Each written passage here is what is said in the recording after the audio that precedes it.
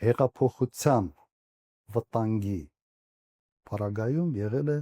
իշխանության փոխանցում։ Հիմա պատճառները հետևյալն են. հսկայական լարվածություններ եղել երկրի ներսում։ Դրա ինդիկատորները կային։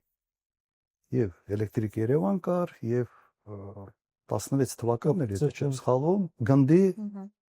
զավթումը 3 զոհ։ Եվ գնդի այդ 3 զոհի պարագայում ահաբեկչական ակնհայտ գործողության հազարավոր մարդիկ դուրս են եկել ի պաշտպանություն ահաբեկիչների։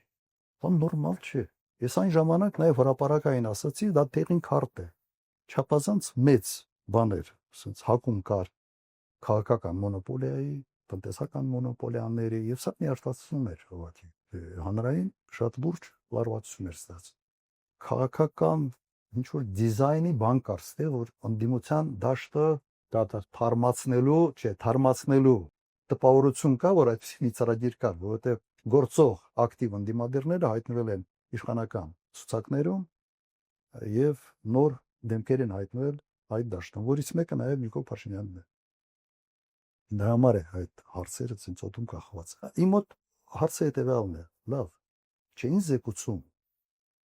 որ կա լարվածություն նույն եւ հանրապետական շրջանակներից եւ համապատասխան մարմիններից։